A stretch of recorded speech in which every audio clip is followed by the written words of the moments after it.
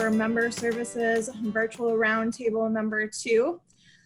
Same rules as last time. If you didn't join us last time, please mute yourself if you are not speaking. Enter any questions you have in the chat box, and Taylor will be monitoring the chat box and calling people out. We really encourage everyone to be active partakers in this roundtable today, so please speak up if you have something. We would love to hear from you. We are going to ask that everyone could rename themselves real quick. There's, if you go to your picture, there's 3 dots, and you can put your university so we know where you're from when you're speaking. You just put those 3 dots up there, click it, and click on rename, and then you can rename yourself to, like mine, Megan Choiniere, Oakland University. So I don't know if I said that, but I am Megan Choiniere from Oakland University. I have 2 people joining me today, Taylor Schiller from Virginia Tech and Victoria Roberts from Clements University. And we are gonna get started. So one of the topics we kind of left off with last time was member engagement. So how are we engaging our members in this time? So I just wanna hear from you guys on how you're doing that, what you're doing, and we'll go from there. I can start if no one wants to jump in. There's something new that we're kind of working out at Oakland University at the moment. So we are starting, actually got this idea from, I want to say Purdue was doing it at the last roundtable. So we are going to do bi-weekly newsletters where we are offering member-specific content. So we're gonna have different things like some accountability groups like hydration that they can join in on, so that, you know, people are meeting and making sure that they're, you know, drinking their water at home. I know I myself have issues with that. We're gonna look at also the whole family. So we're gonna offer some family-based ideas for how to keep your family active. We have a current staff member who also does cooking classes for children through a side business. So we're gonna link those in there, keeping those kids healthy and engaged. So kind of really approaching it in a holistic sense of who they are, not only like them individually as a member, but understanding that they also have their families at home. Yes, I am willing to share the newsletter, and I will definitely put it in the member. Oh, sorry, you're willing to share your newsletter, Christine. Awesome. I'm totally willing to share mine as well. I don't know if everybody's in that member NIRSA Connect board. Christine, can you talk a little bit about what you guys are putting in your newsletter, some ideas for some people out there? Yes, sure. I just pulled ours up. Ours have come a long way since week 1. We've pretty much made it kind of more of a format by photo, and I can always send this to you guys. I think I can send you this link and it will let you pull it up. It's technically a mail merge link, so you can let me know, but we're trying to keep up with it with a lot of our virtual programs.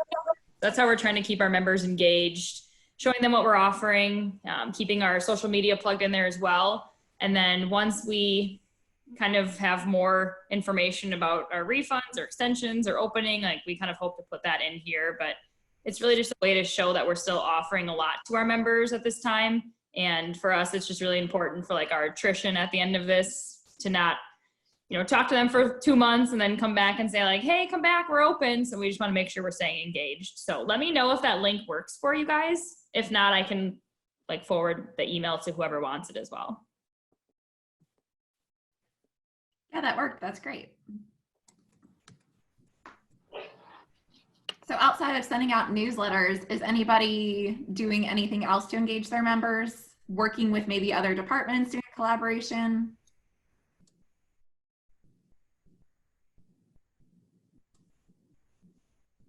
Well, I have a question for everyone.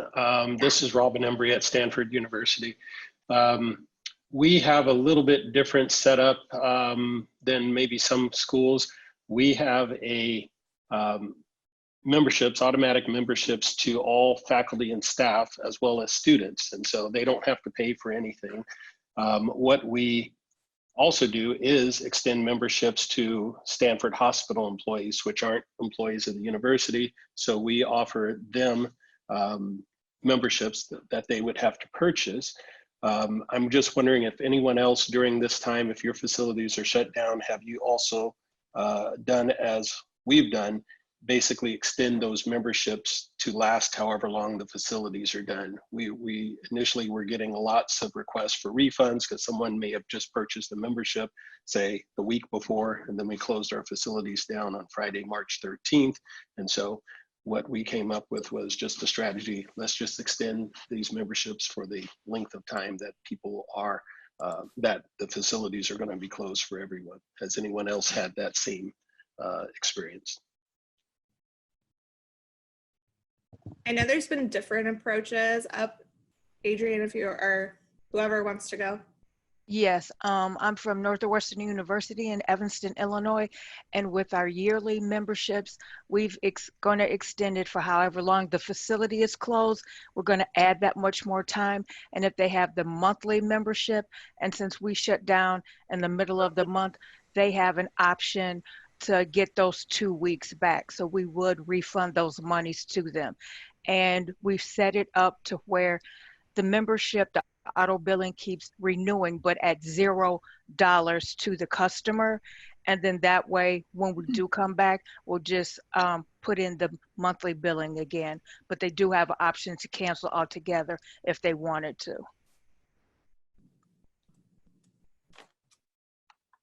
So we're doing something similar at Oakland University. We have faculty, staff, benefits eligible that also get automatic memberships. It's part of their benefits.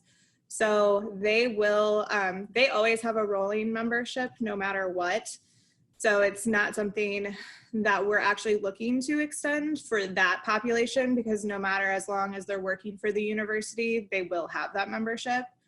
For our paying members, on the other hand, so we are open to the community, our 12-month, 4-month, and 1 month, we are looking to extend no matter how long we are closed. My director the other day actually asked me, would it just be better, instead of individually extending, we have to individually extend everyone because there's different expiration dates. Would it be better just to pick a month period of time for those longer memberships and just extend it out as long as they're getting at least what their money is worth or more than their money is worth? So that is something we're also exploring to make it easier on the technology side. Yeah, at University of Texas at Austin, we just suspended our payroll deduction and our recurring credit cards. We are just completing our partial refunds for half of March, all of April, and all of May for those that paid in full or for the semester. And then starting in, so let's just say, for example, if we go back in June, we've been working on plans, we would suspend our payroll deduction and our recurring credit cards. And then we would extend all of our memberships by 1 month for those that had paid in full. So we don't have to go back and do these refunds. We're finishing up processing 1,100 between direct deposit and about 500 check refunds to a lot of our non-UT people. And so we kind of have that we're going to do it for June. If we open in June, if we open in July, we're going to do the same thing. If we open in August, we just kind of have it mapped out. And then for summer, we are working on bundling packages. Our students normally have to pay a fee in the summer. We're waiving that, so everybody has access, but we're kind of bundling our membership, membership, towel, exercise, and climbing wall pass into one if they want to do that. So, and we've got that kind of set up to be like a really good deal for the summer. And then we'll have to figure out what we're doing, obviously, in August. Go ahead. I was going to say, we started our refund process this week at Clements. So kind of rolling it out in stages, refunding the students that maybe were part-time students, the fees weren't added to their university bill, so they paid in person. Starting with them, getting all of their, memberships, locker, towel service, F45 separate memberships refunded, and then kind of rolling it out with everybody else, faculty, staff, and then rolling it out to our alumni and community. So we're very busy. I'm sure we're all very busy at this point in time, regardless of whether we're refunding or extending memberships. It's still a lot of work. My question is, if you are refunding paying members, so employees, community members, anything like that, that pay out of pocket and not necessarily students who pay in their tuition, if your university is not refunding any sort of fees, how are you guys navigating the communication of that, of telling members, like paying members, employees or anything like that, that they are getting refund, and then potentially students catching wind of that and kind of grouping them into that? Is anyone else going through that? Because it's what we're navigating, and it's been kind of hard. Here again at UT Austin, the administration made the decision not to refund any tuition. Ours is flat rate. So they made that decision since they were continuing online. One of the reason why we've gone to no interim fee for the summer is that this summer our tuition for in-state students is going to be 50%. We're all online. So fortunately for us, our administration made that. Now, if they bought a Texercise or a climbing wall, of course we refund it. So we were fortunate that our administration made that decision for us. Hey, Ryan, I saw your question about lockers. Yes, we're doing refunds for everything. So essentially if they paid Campus Rec for anything, they're getting refunded for it. For our employees and community and alumni, we have a form that they're all filling out that says like what type of membership they have. And then we're verifying that with their records in Fusion. And then from there, working with the university to provide those refunds. So I know if they're students, it's going right back onto their university bill. However, they would normally get like a refund check from the university. Employees, that's all going back on their next paycheck after it's processed. And then the university is actually using Zelle and Bank of America to issue refunds as opposed to having to mail checks to everybody. So maybe that's an option for your university if you can reach out to your HR, payroll, bursar's office, whatever. So.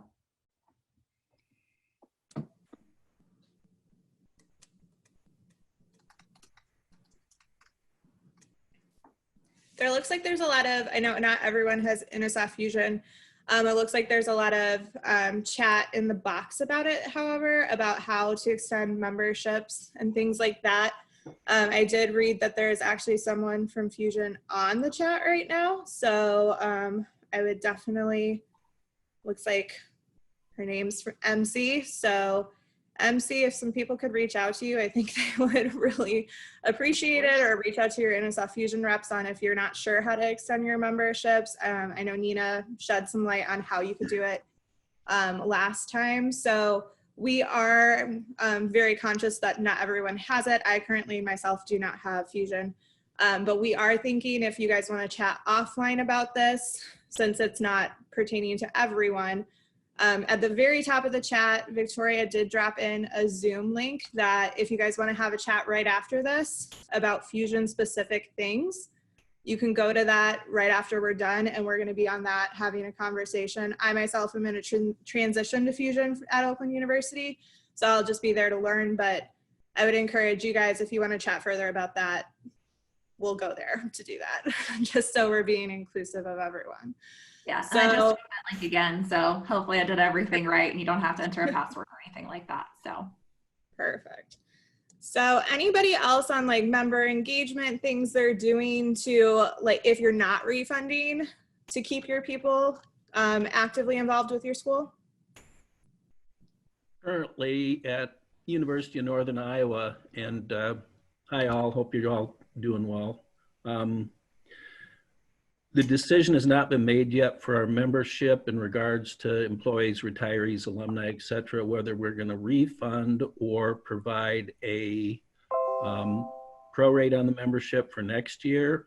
Our students are receiving a 43% refund credit to their account for the rec fee that they paid this semester.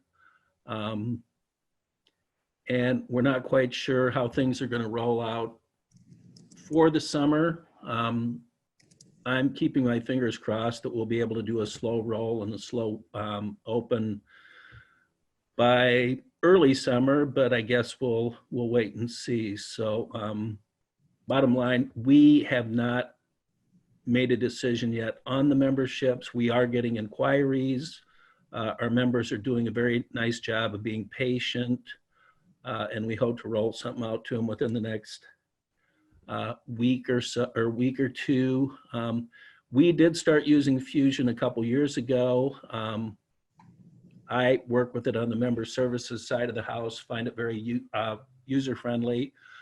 And I think there's a capability to provide a promo code for the members so that when they go in to renew, they can plop in the promo code and get the percentage prorate of whatever we decide. So that's what we're doing at the University of Northern Iowa.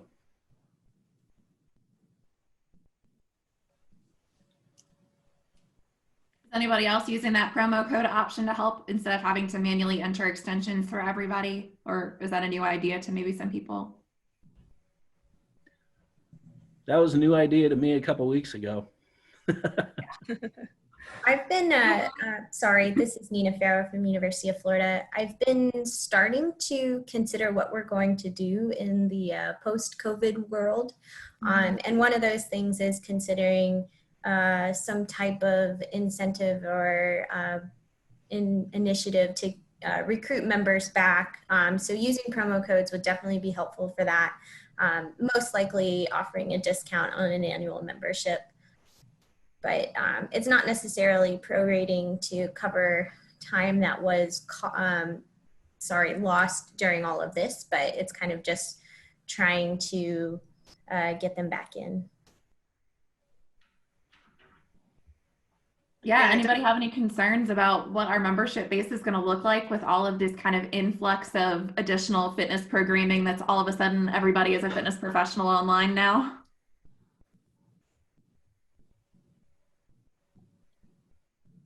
I'll jump back in again. I actually was chatting with some of our fitness team about that today, because yeah, in the speed at which we had to like turn online programming around, I think we just put it all out there and anybody can use it. No memberships required. And if this continues longer and we have kind of a slow rollout, like Tim mentioned, we might need to consider how we can start to scale it back, because I think if we switch from all free programming back to membership restricted programming, then there might be some, outrage of, well, I used to be able to take this class and now I can't anymore. So that's definitely something that we've been considering, is how we can maybe start to slowly scale back some of those programming. But yeah, definitely a little bit of a concern for me personally. Yeah, I think there's also a concern, and obviously us in membership have to worry about this, especially if your members do choose to go somewhere else. If we as a university do not open back up, but let's say the gyms around the area are. So I think that's like very valid to have concern about where our membership base is going to be coming from. Has anybody been talking with their groups about how they're going to try to combat that? I know we're really early into this process of this reboot and reopening, but I guess for us, we're just going to try to engage as much as we can in the time being. But we do know ultimately, if we're not open by August, there's a very good chance that other gyms will be, and we will lose our membership base. Hey, Deja, I saw your question about lockers. We're not giving them the option. They're getting a refund. Well, they don't get to just extend it. They're getting a refund regardless of whether they want it or not. Okay, that's actually a smart idea, because it just, memberships, they were able to run, Fusion was able to run like a script or custom report for us, sorry. And so that seemed super easy, but they were telling us that they don't have like a bulk way on the back end to do that for lockers. So we were just looking at that. But the refund might just be the way that we go. So that's just simple and it's done with, and then we can go from there. Thank you. Yeah, I know, and I'm sure that Fusion is frantically trying to catch up with all the things that we're requesting of them right now too. So we did the same thing at Chico State. with Fusion and the locker situation. We basically just refunded them, but we left the locker on their account. So they still, because a lot of people were not able to come in and get their stuff out of their lockers.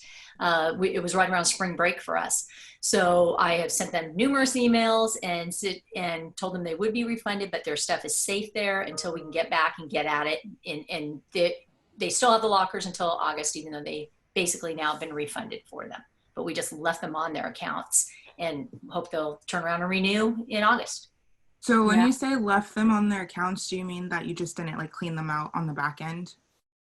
Correct. We did not do any. I just basically went through and refunded all the payments, and everybody still has their locker that they rented connected to their account. Okay. And you can actually change. So OC, we fought Texas A&M. You can actually change that locker. So if you run a report for your locker service dates, you can still change that date even if it's past the expiration. As long as you don't clean that locker out, if you go back and change it after the expiration date, it'll go back to active on a person's locker. And what we did is we will just create a custom prompt when the folks are selling that locker to them that'll pop up on the screen and ask them to either add tile service or tell them their locker can be extended from this point in time. It is going to be some work on your end because obviously there's a big chunk of people depending on when you end your locker service, but it can be done. You can actually do it now to go change those expiration dates if you want to. Yeah, we did ours a little bit based on a customer service side of it too, just to be able to ensure them that their stuff was still there, it was still available. They did not have to rush down or find somebody to come get a locker cleared out. So nobody's in the facility now anyway, so everything is just sitting there and kind of waiting. So I'm hoping we may not need to do anything with that until they just decide to renew, or we clean them out and we'll send them their usual 2 or 3 warnings about that before that happens in August. So I'm hoping this is going to work out okay. Don't you have seniors? Don't you have seniors that need their lockers cleaned out? Because I've been having to go down to the building and address those. We do. We initially, when we knew we were closing, we had 3 different dates that we kind of set up of times that if you can come between 10 and 2 these days. A lot of people did come and get stuff. I know there are still people just thinking that this was going to be a short-term type of thing back then that are going to need access. And so we'll do that same thing. Hopefully once we get over this initial hump of things, that once we can start allowing people back into the building on a limited basis to get those people in there. But we've done the same thing. There's been an occasional somebody who wasn't able to make it in, and we have gone and met them and let them get their stuff. But honestly, I have not let anybody in the last 2 weeks. So I think a lot of them kind of got the idea and did it right away. But I'm sure coming up here towards May with graduation that there'll be people needing to get in there again. We don't let them in. I just go, if you need it, I go in, glove up, bag it, and leave it by a certain door and meet them at a certain time and let them get it that way. I don't want to let people in the building just because we know it's sanitized, door handles, restrooms. And if we just let them in, that seems less safe. So I kind of do it as set times and meet me at the door and they get it in a bag.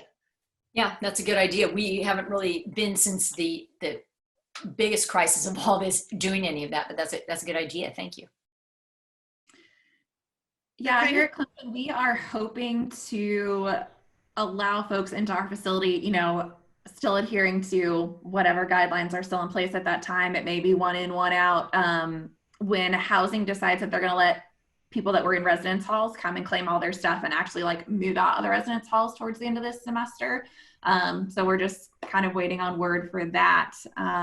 Is anybody requiring their members to come in and actually physically clean all of their items out so that the lockers themselves can be deep cleaned, either by your staff, custodial staff, things like that? We haven't yet. This is Rhonda with UT Austin. We haven't yet. We haven't gotten that far. We are not allowed to be on campus unless it is an essential item. So what we're going to do on the back end is we'll just be a lot more lenient and allow people to send their friends to get their stuff. We'll take a text or email. I mean, because we're going to be in the same situation with seniors this summer. Our students are making appointments to move out of the residence hall. And so that's really not an option for us since we really can't be on campus. kind of switching gears a little bit. So with reopen, and I know we're all a little ways away from that, but are people starting to talk about how they're going to, first off, have a staff to open the building? Are you keeping your students engaged? And then also, have you thought about safety measures that you're going to take to keep that frontline staff safe? Hey, this is Renee from UC Davis. We actually just had this conversation yesterday regarding like engaging our staff. So we've always just been in continuous conversations with our students. We also are allowing them to work remotely, so to keep them engaged and to keep seeing who's going to come back when we do reopen. And then closer to that date, we just kind of been continuously asking them. Well, we have a lot of seniors already, so our rosters were already set with junior, seniors, etc. We know who was going to come back and who was going to leave. So at this point, it's just a matter of kind of waiting. We have a whole list of people who are going to be coming back, and then as they, inform us or let us know that they're not, we just kind of take them off the list. And then when we do get back into the facility, we're talking about pretty much buying masks for all of our staff. The funny thing about UC Davis is that we have a craft center, and they're actually making over 10,000, sewing 10,000 masks for the UC Davis Health Center that's in Sacramento. So a lot of the students are already offering their time to sew for the nurses and things at that health center. So they're going to probably do the same for us. If not, we'll just buy them on the department. Hey, this is Preston from Arizona State University. So what we've been doing with our staff is we've been having them complete trainings throughout this time. Trainings we wouldn't normally have time to do if we were open, in hopes that this would provide a better service to reopen. And also provide time to gain a possible professional certification in a field that they're in currently. The ones that we're still paying, who are depending on us to stay on campus and provide a job. We will probably be, when we do reopen, we've done facility changes where an ID card used to be passed to one of our members to swipe. Now we have self-swipe stations at all stations. We've put hourly cleaning. This is even before we closed. We were doing every 30 minutes cleaning the swipers, cleaning the turnstiles, wiping down equipment immediately when it was turned in, and wiping equipment when it was checked out, just as an extra. And then the PPE will probably be in place when we do reopen, at least for the foreseeable future, and following government guidelines. So I don't know if anybody else out there is using this. I think maybe Auburn, I don't know if anybody from Auburn's on the call. I think you guys are doing this too. Clemson actually has worked with Apple to create mobile credentials. So I can use my Apple Watch or my phone to badge into the facility, and I don't need a physical card anymore. And that not only works with Fusion and facility access, but it also works with any of our doors on campus. So throwing that out there as maybe another potential hands-off type of situation.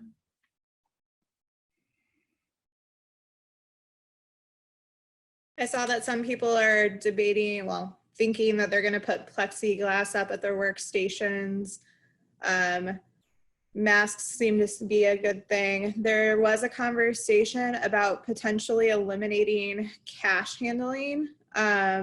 Is anybody else considering eliminating cash handling? I know that was brought up to me by my director yesterday, if we would even be able to continue doing that once we reopened. Y'all, if you're not doing it already, Clemson is cash free at our facility. Is the best thing you will ever do.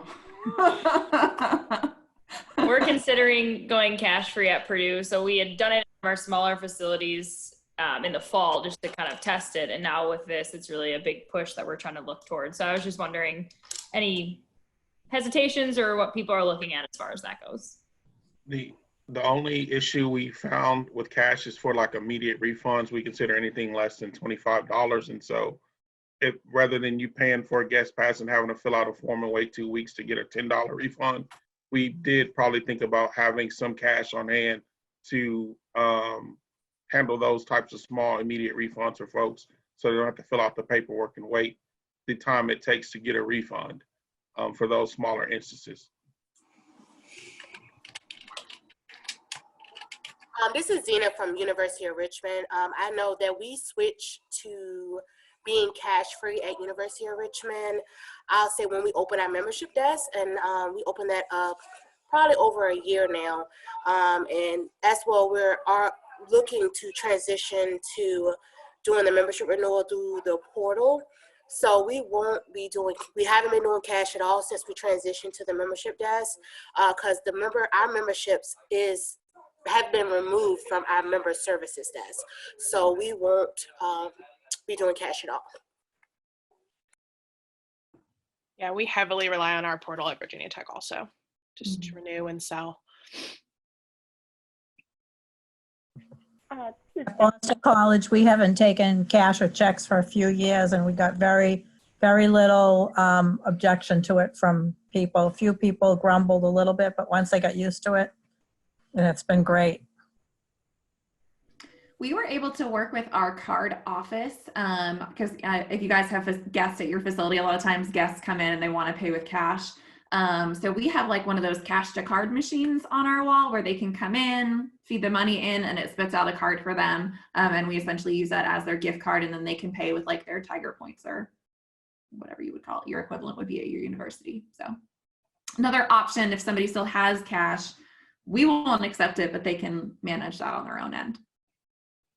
We joke at Chico State, the only thing that we need cash for that is urgent is the parking meters that are out in front of the rec. We have people come in all the time saying, do you have change for $1? Can I get change for $1 for the meter? So we've considered going cashless too. We've been talking about it for honestly about a year and running reports and things. I don't think it would impede our processes and what we do at all. We might have to keep a little box of quarters somewhere though for people. But other than that, I think it would be just fine. For those of you that are only doing, For those of you that are only doing or doing cashless payments, how do you handle all your PCI compliance with all your front desk staff? Are you still doing that with students, or is that localized at your main offices and things like that? At UT Austin, everything's online. So there is no scanning a credit card anymore. So that's how we were able to go cashless. And then, so I hope that helps Mark Ritter. And Victoria, who is your cash to card? Who manages that machine for y'all? It's our Tiger Card office, our Tiger One office. They come over, they pull the cash out of it weekly, monthly, whenever it gets full. They stock it with new cards. It's just like what you would have like, in your library or something like that, if students need to put money on their card to print stuff off, or those last minute things that maybe they can't do online or don't have the funds to do it online, things like that. It's just one of those machines that we said, okay, well, if we're going cash free, we need something. So give us this. I can reach out if you want to send me a message with your contact information. I can reach out to our Tiger Card office and just see what that looks like. But that's kind of where we started with that. Okay, thanks. Yeah. And then Mark, for us, with our credit card machine, we have like the normal terminal that sits behind the desk. And then we have the little module that sits on top of the desk with the card reader and the chip reader. So they do all of their own stuff. We don't even touch their cards anymore. They just kind of walk up, do it, and call it a day. So that we don't handle their cards at all. And then somebody else said PCI compliance training online. All of our students are required to do that as well. Our PCI training is through our Canvas site, so it's really accessible and really easy, and that's how we manage it. And we have an online signed agreement that's a editable PDF, and that's how we manage it for all of our students as well. Every year, we do it every year for them. Anyone who went cashless, did you have any problems or pushback from the university? Because I feel like that's what we looked into it, and that's what they were saying, like you can't go cashless because we have to accept cash type thing from the university, not even just from our rec. Did anybody have issues like that? We are not cashless at Oakland University, but we are getting pushed in that direction. They actually have asked us multiple times, can you go cashless? I think our offices are just trying to eliminate the issues with cash handling. So that is something we've been pushed to do, and we're hoping as we go forward actually with Fusion that we'll be able to continually further going away from cash. I think it's really interesting, this conversation, because I myself told our person, like, there's no way I can go without cash, but it seems like there are many ways I can go without cash. So that's been really interesting. Thanks, guys. Yeah, we're similar to what Megan had mentioned. In fact, when we went with Fusion about 2.5 years ago, our business operations office encouraged us to go away from cash. The only place that we do handle cash is in the main office. Otherwise, all of the other swipe points, payment is credit card. And as someone mentioned, I don't know if it was Mark or somebody, that our staff does not handle the credit card or the debit card. It's a transaction that the patron does. And so our staff doesn't have to deal with that at all, other than making sure that the transaction was properly sent through. Hey everyone, this is Enzo, graduate assistant at University of the Pacific. Asking specifically if you guys, anybody from a small university, as I'm from a small private, has had any practice trying to implement this cashless initiative. I'm not sure how we would do it because as a small university and a private, we definitely need some upgrades. So I'm curious if anybody has had success trying to implement something like a cashless initiative at a small private university. This is Zena again from University of Richmond. We are small and we're a private institution out of Richmond, Virginia, and we are cashless. So right now we only do just checks.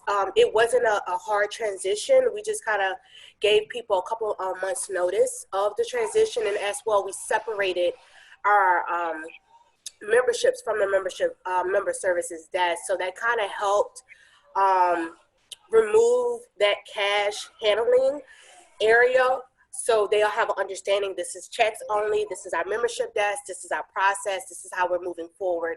So that helped out as well. And then also, you know, like I said before, we're looking to do the membership renewal on the Fusion portal. And I don't know if you have that or not, but that we do have Fusion. So I think that would help out a lot for, I'll say, those people that are insisting to pay by a credit card. So we're trying to make sure we have full access to everybody, you know, by us not having cash.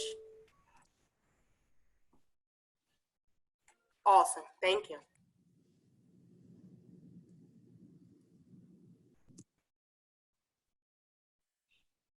Enzo, this is Mark Ritter from USC Upstate again.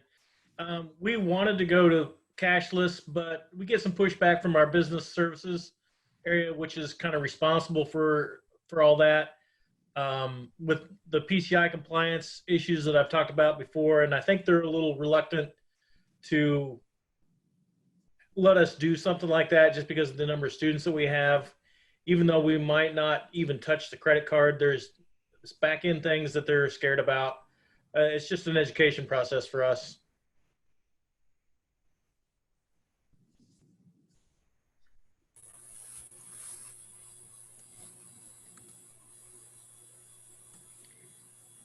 Does anybody have any like burning questions that they would like to ask the group, get some feedback on? I know we talked a lot last week about different things, but just want to hear from you guys on what you want to chat about.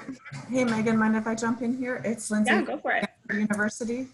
One thing we were debating was removing equipment lending. It's currently done at the front desk. So basketballs and rackets, and we were looking to remove some shared pieces of equipment. And if anyone has implemented this, we're wondering what kind of pushback you've got or if people were understanding. So we did implement this prior to closing our facility about, I want to say 2 to 3 days prior. We just at that point didn't have enough cleaning solution left to continue to sanitize. And we are considering, and most likely, I mean, it's on our plan right now to not continue equipment lending at the moment. We're also considering closing down open rec basketball. Like, we won't be, you know, checking out our own basketballs, but like individual use of the courts only, no pickup games. So it is going to, hopefully our policies once we reopen will kind of reduce the want for the equipment checkout.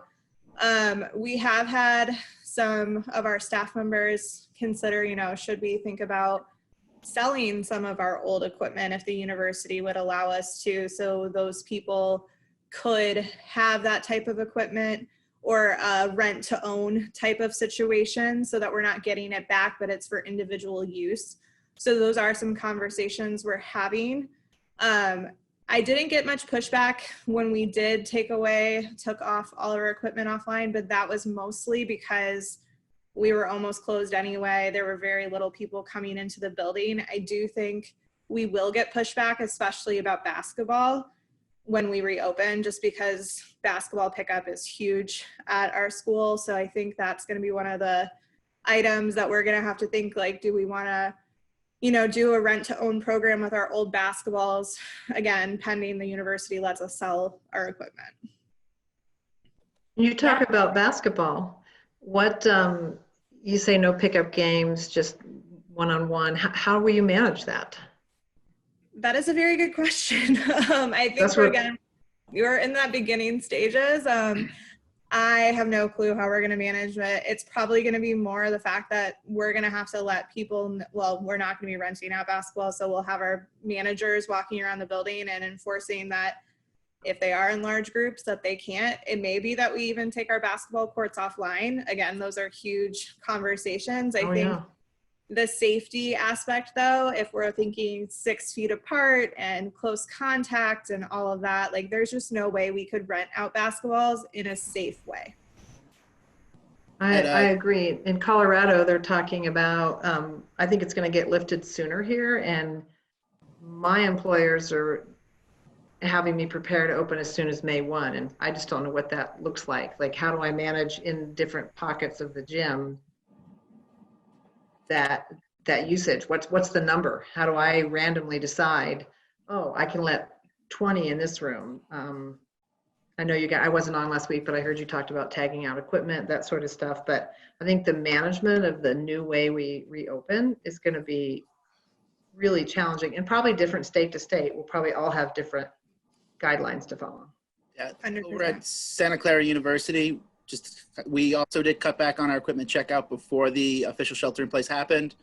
And we are looking at, when we do reopen, of actually tarping our basketball courts and moving some of our equipment over into our basketball courts. We're lucky our facility is a little bit on the smaller side, and it's right next to our fitness area. So we're gonna probably move some of our cardio equipment onto the basketball courts just to make that social distance space possible, because our gym is a little overloaded with equipment. So you won't have basketball courts open at all? No, we have 3 hardwood basketball courts. Right now we're thinking about keeping one open for like badminton, because that's an activity you can do one-on-one at a safe social distance. But then the other courts we would tarp and either move fitness equipment onto or use them for fitness classes, so we can actually space out a little more appropriately than we can in our current multi-purpose room.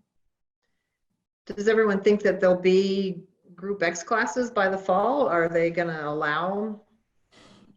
Again, we're still playing that one by ear. We know our instructors definitely would like to come back and teach, and we have them, but also we're waiting on, you know, CDC guidelines as well as our university risk management is trying to give us a little bit more in-depth view of what they feel would be appropriate. And it looks I'm sorry. I was going to say, it looks like a lot of schools are implementing like court monitors. So a potential position, having somebody stand on the courts. It looks like some schools already do that. So if anybody that does that currently wants to chime in, it looks like FSU, Kansas, if either of you want to maybe talk about that position, what you guys do, or Jeremy, it looks like you said you raised your goals actually so people can't play. Another great opportunity. Yeah, Jeremy Chance here with KU Rec Services, use he, him, his. We had started to develop some policies before, official shutdowns. One of those were going to be limit equipment checkout, but we have mechanized raising and lowering of our basketball goals. So the plan was to take all of our courts offline for basketball. Pickup basketball is huge at KU, as I'm sure you can imagine. So that was something that we would, morally have to wrestle with. So we decided we were going to even take away that option, just raise the goals and take those courts offline for pickup basketball. So we looked at the court monitor situation, but then we grasped with the issue of, are we putting our students in harm by violating the social distancing rules, having to continuously go up to participants and say, you cannot play a pickup basketball game, you have to have this many people apart. So we decided that the easiest thing to do was to eliminate basketball on those courts until the social distancing rules were lifted, because our VP asked, what about the notion of somebody going to shoot by themselves? But I said, inevitably, 1 turns into 2, 2 turns into 3, and 3 turns into 4. So we said we're not going to open that, leaving it just easier to say no basketball is allowed, because now our students are getting put in that harm by constantly interacting with those groups and having to be the bad guys or girls and tell those students that they can't participate. I'm from Stony Brook University in New York, and we don't even know if we're going to be opening in the fall if students are still, doing online classes. We still have no idea what's going to happen. But we've decided if we do open, it would be cardio only, because we could pretty much monitor those with a safe distance. The weight room would be completely closed. The loaning out of all equipment would be closed. And if we were going to open, it would be cardio only. And we also talked about moving equipment onto the basketball court.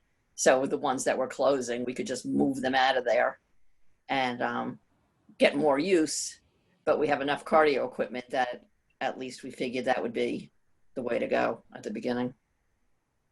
Hey, Erin Wells from UT Austin. Also, to piggyback off what OC was saying about putting our students in harm's way, we've had a couple conversations in the aquatics, the risk management, the facilities, roundtables about, well, if we're having CPR, AED, first aid for our students, what does that look like for a save or giving care? They're going within that 6 feet. So that's also a conversation that has to be had, is certifications and how does that work? I have a quick question. If anyone has thought about this or attempted to have a conversation about it, I get how it may come off a little abrasive, but adding any sort of like hard caps to their building where like during certain hours, only a certain amount of people can be in there, or you have students certain hours and you have employees certain, I don't know. Us having this conversation made me think about how that potentially could be, but I also understand how off-putting that potentially also could be. So I don't know if anyone's had a conversation about it. I see Lindsay Walker has her hand up, so I'm going to let you. Hey there, Taylor. Yeah, we're trying to put a plan together for reopening and thought about hard caps. And one way we thought to do this was even keeping our locker rooms closed and just doing a 30-minute time limit where people sign up with Acuity to book their slot, and they're only allowed in the building for that slot. So we're limiting how many people can do it, like be in the building, but they're booking their appointments for themselves. And then they're would you manage that appointment. Pardon me, Acuity scheduling. Oh, okay, sorry, I missed that. But another platform that could work well for this would be MindBody. Thank you. Somebody brought up a great question. How do you track them down to get them out of the facility when their 30 minutes is up? I was wondering like a 1 in 1 out kind of thing. I don't know how that would feel either, not like a bar. I'm just curious now that we're having this conversation of if that could actually work. You could do 1 in, 1 out, or you could also do like the YMCA has shoe tags for youths. You could do different colored shoe tags for different hours. So say green is for like the half hour and red is for on the hour, right? This may be like an unpopular opinion. I guess it kind of depends on some of our leadership that we have at Purdue, but we found it just got so challenging when we're not renting equipment. All of our basketballs are closed. We took every other piece of cardio equipment down. So we kind of took it as we want to reopen and like be available for people once we don't have to police their every movement, because we would close locker rooms. Like at what point are we not able to even really offer the services? Like, yeah, you can get in the building and hop on a treadmill, but that's it. So we're kind of looking at, how do we want to open like when we're so minimal, or do we kind of wait until we have a little bit more? I mean, we know it's not gonna go back to normal and have complete freedom, but we're kind of in that boat of, at what point is it even worth being open that we have to try to police people? So it kind of depends. Yeah, we've had conversations about like turning our students into bouncers, and we're not about that. Not about that. So Just curious what everyone else's thoughts were on that. Thank you.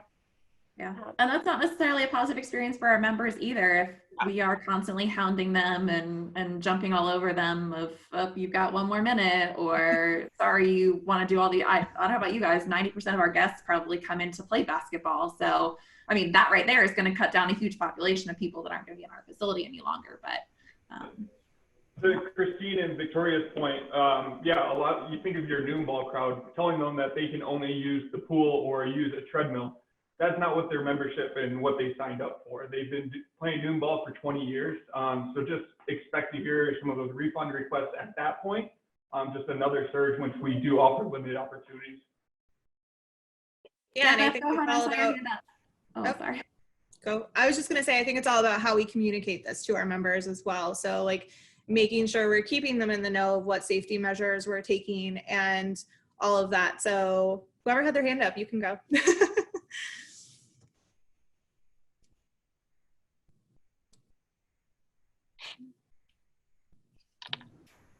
Well, I'll just piggyback a little bit on what Christine said about, looking at when do you open? Is it worth it to, open it with all these minimum services? That could hurt us down the line too, for those who have a lot of outside memberships that all of a sudden, what, I'm signing up for this, and when is, when's the next piece of it going to fall in? When's the next, are you going to prorate based on what you're offering as far as membership costs, that type of thing? We're kind of fortunate. We're very much student driven. So unfortunately, the students are going to get what we can give them when we can give it to them. But for those that have other community members with outside choices and other options to go to, I mean, opening up this skeleton of a program and saying, hey, sure, we'll start charging you again, that might be a little disconcerting to some of them. I think you maybe got to look at it of if anybody's done a major renovation of a facility and had to close down specific facility areas, do you reduce your membership rates at that time, or do you leave them what they are? And I think for us, we've gotten pressure since we are a mandated fee that students have to pay. Our VP has stressed that we need to open as soon as possible. So we're looking at that May 1st date, and whether it's some programming, to them that's better than no programming. And once again, that is due to that fee. And so we are looking at things. And to Taylor's point, I was going to say, we've even talked about the idea of taking folks' temperature when they come in the facility as a way to kind of monitor who can come in and who cannot come in. I mean, we haven't said we're going to implement it, but that's just one thing that was kicked around as a potential idea. Yeah, and I think that goes to Adrenne Wells' point, about our CPR risk management. I know there's bigger conversations going about that, but I wanted to touch on that real quickly. We've also been having those conversations. I think everyone has. And is it safe for our students to be practicing those things? I know the American Red Cross has come out with guidelines on how to teach new certifications and things like that. But at the end of the day, it's what they feel comfortable with, and they will be held liable since it's their job. So I think we have to also talk with our students to see where they feel comfortable in this. I think as pro staff, I know a lot of us would not feel comfortable doing, CPR right now. So I definitely think there's more conversation to be had. Now's your chance. Let's go. Let's go. Yes. Thank you. I've been dying here. Yeah, this is Beth from Miami University. I think so much is going to depend on what our governors say, what they, protocols they come out with, especially with CPR and first aid and those kinds of things. But I think a lot of this is going to depend on people who actually run the facility who know, what are we going to do with water fountains? I don't think that's going to come from the governor. I maybe they will, but and the other big thing for us is we are open to silver sneakers. I'm a huge population of our golden members, and as much, or silver sneakers, we call them golden, sorry.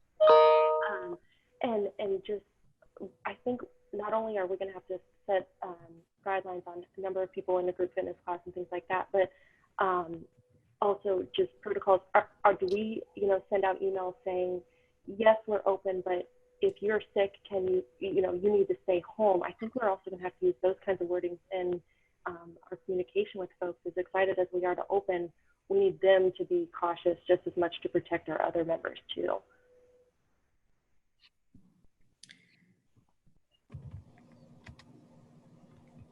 any last thoughts? We're kind of wrapping up on time. I think obviously as we continue to go with this, a lot of you wanted another one last time. I think we're more than willing to do another one as long as NIRSA is continuing these.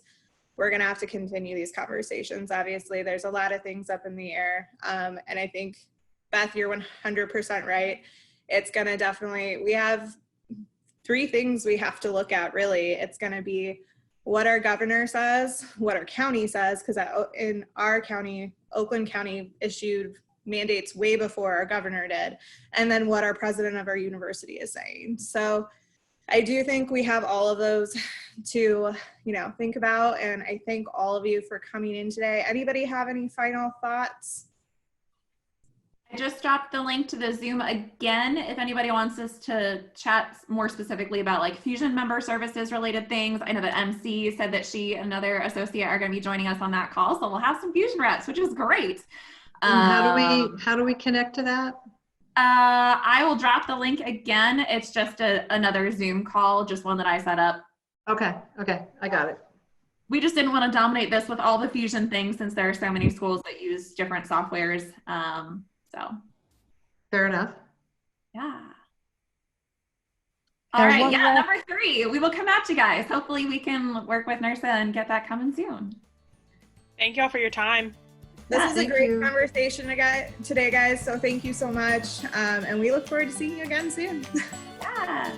Bye. Bye.